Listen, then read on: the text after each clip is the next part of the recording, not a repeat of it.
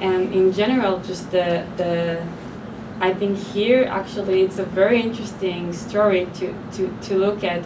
What exactly did he mean? What is the witch? What does she present? And like the relationship between Hansel and Gretel, and the relationship between the parents, and like and between them, all of those relationships. How what did he try to tell about reality? What, you know? So this is the kind of stuff that it's actually a very like it's like the fun part of doing a role, like have to have all those nice philosophical questions to swim in. And with opera, just to touch on like the source material thing, it's operas are very, very rarely original stories. Almost all the time they're adapted from something else. An ancient myth, a folk tale, a novel. In the 19th century, many French, Italian composers were adapting popular novels of the time.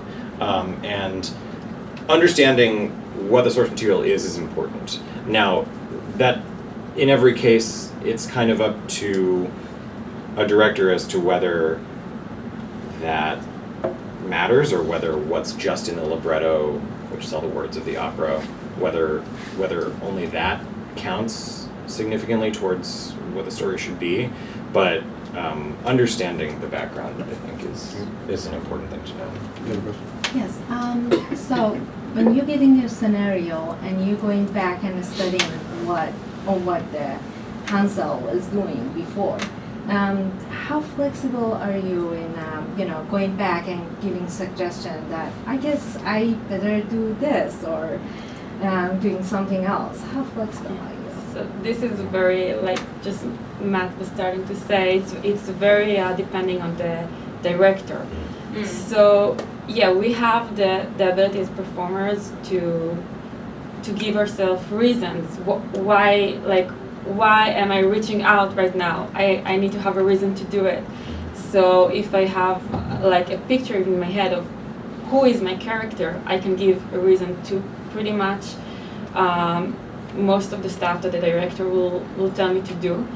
And the freedom to go and talk to the director and suggest stuff is really all about the connection with the director and how much he is flexible or she is flexible.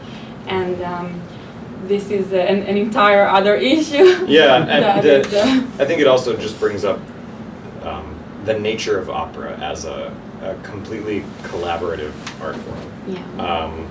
An opera, like a painting that a painter creates, is mostly entirely from that one person's vision. An opera is never that. An opera is a collaboration between a director and a conductor and a lot of people in an orchestra and a lot of singers on a stage and a librettist and a composer who a lot of times are now dead. And we don't know what they really wanted. We have what they wrote down. And it's like sorting out priorities, and there's a lot there. Mm-hmm. But I think what, like, for instance, the father,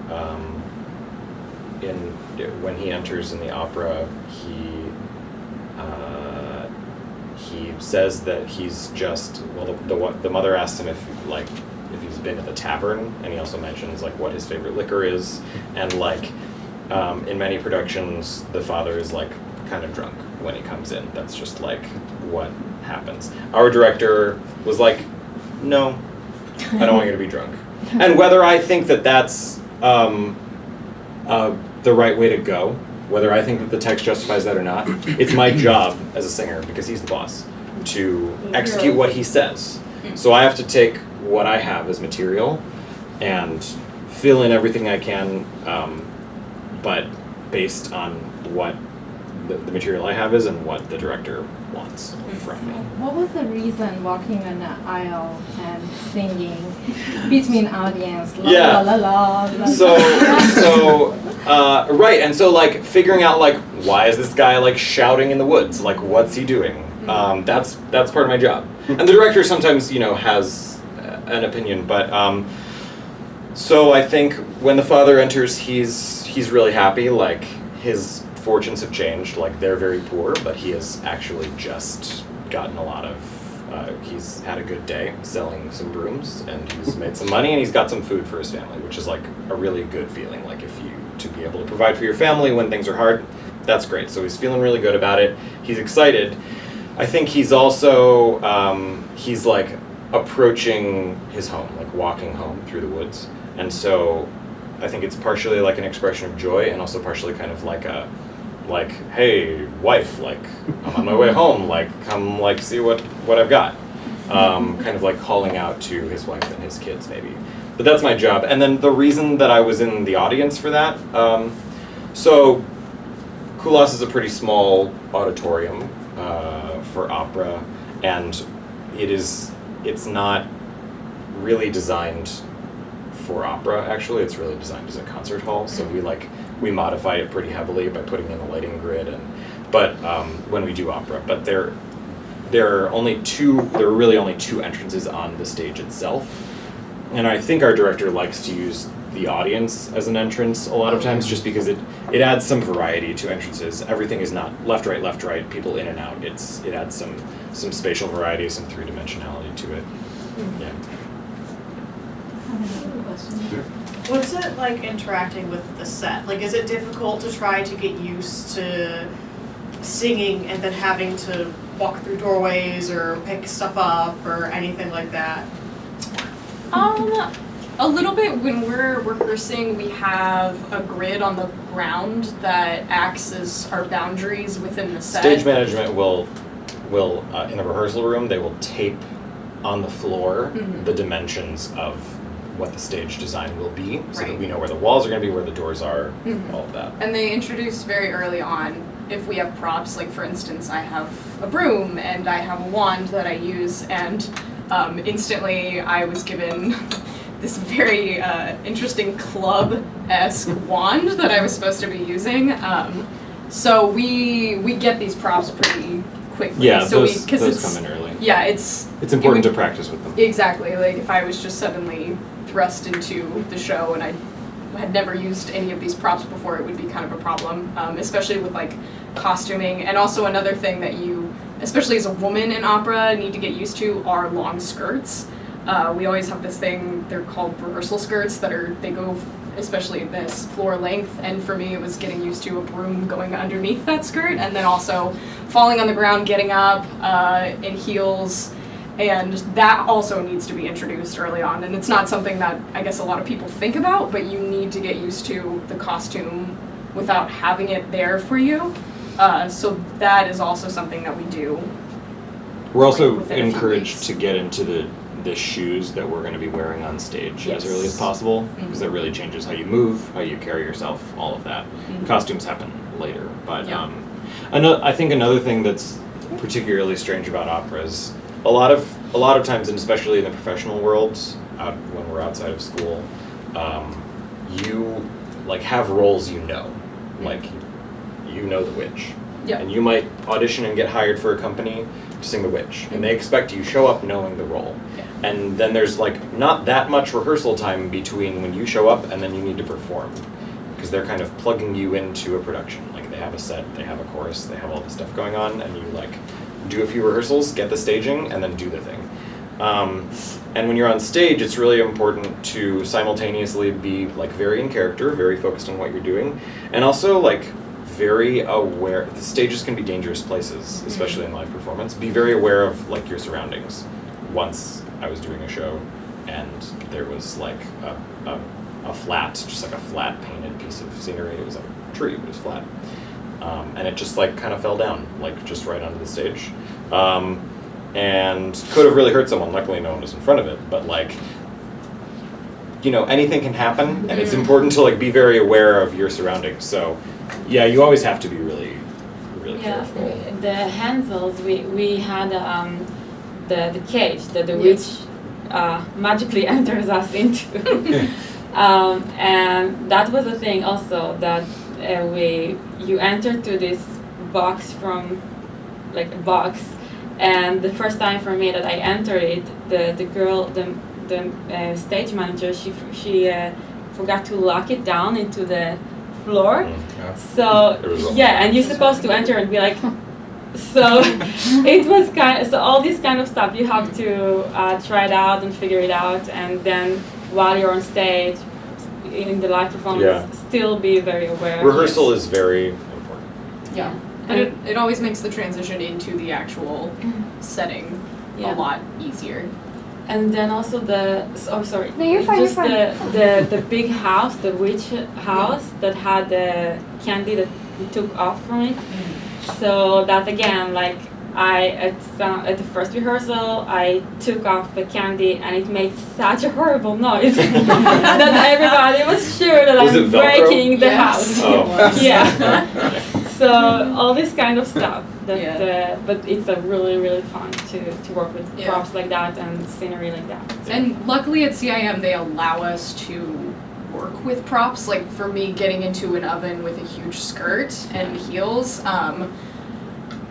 with a mat behind it that could potentially save me if I fell through, they let me practice that, thank God, because if I had to do that by myself without having practiced it, it would be a nightmare, I think. But they, at least at CIM, will allow you to do that. That's not necessarily the case other places. They just kind of expect you to do what you need to do and do it perfectly, but they let us work with our props, so it's good. Was playing the role of Hansel very hard for you? Playing boy roles? Yes, it was a big challenge. I've done Hansel before, only with a piano, not an orchestra. But also, it was a completely different experience because the director of that other show was actually our voice teacher. So she wasn't like a professional, it wasn't her job to be a director. She just did it. And here I had like real help to get into the Pans role. And I don't think you were in our date, but like anyway, I don't know. I hope that I was able to do it visually in a good enough manner that it looked boyish and childish enough. What are the things you like try to focus on and remember, like about trying to be a boy physically? First of all, So pansperle just means a girl playing a guy's character. Oh, okay. It's sorry. It's Yeah. a convention in opera. There are just There's a lot of bunch roles like that for roles myself. where That- lower voice yeah. women play. Women play like men. a guy character called pantsroles because they Yeah. wear pants, And not some of skirts. it are like the most awesome Yeah, it's- roles to sing, like the most beautiful music. So it's really fun, and so getting over this stage and realizing like how am I supposed to getting like okay, this is how I'm supposed to do it was very important for me. And the thing that I had to work the most was to basically take on the stage take enough space. Like instead of being the like actually like enlarging myself in my mind, and it Yeah. actually does work on stage. And also like now, instead of being like that, like being more like this and all these kind of physical gestures, I found myself stalking my boyfriend trying to Yeah. to realize how it works. So, like, So this is it. this is something you'll find in acting classes. I mean, whether for like play actors or film actors or whatever, but taking on physicalities that are different from your own, because we all hold ourselves and act physically in the world in very distinct ways, and like culturally we, and this is based not just on like who we are physically, but also like how our culture treats us and like what feels right in our culture. So observing people, like sitting at a bus stop and being like, oh, like that middle-aged guy over there who seems tired today, how does he move physically? How does he sit down? Where does he like lead from when he walks? Like, does his toe touch first or does his heel touch first? Like, there are these little things that we can like study, and it can help us. It's another layer. Like, you need, we age ourselves with costume and with makeup, and we wear different things, but you have to like add that on. There's a lot you have to do as an opera singer. Okay, I have 3 really quick questions. Okay. So 1, did you guys get a grade for this? And were Yes. you happy with it? Don't know yet. 2, did you have to pay for your costumes like we have to pay for school books? They're given to you, like Yeah. props, All everything. provided, yeah. Cool. Yeah. And 3, does the Cleveland Institute of Art make the sets? Or who makes the They do sets? not. They do not. The art. The Oh. art Institute. No, yeah, like Yeah, so, Cinema? no, the Cleveland Institute of Art, though it sound like the name is almost the same. yeah, and is it it's not combined at all? not affiliated. You guys aren't. Okay. Both schools are affiliated learning with so CASE, much like they today. share resources with CASE, but they're not. Okay. There's almost no overlap. Occasionally, I've seen sometimes like a cellist will like play like at the same time as an artist like makes a thing, and Yeah. just like one-on-one collaborations. But Yeah.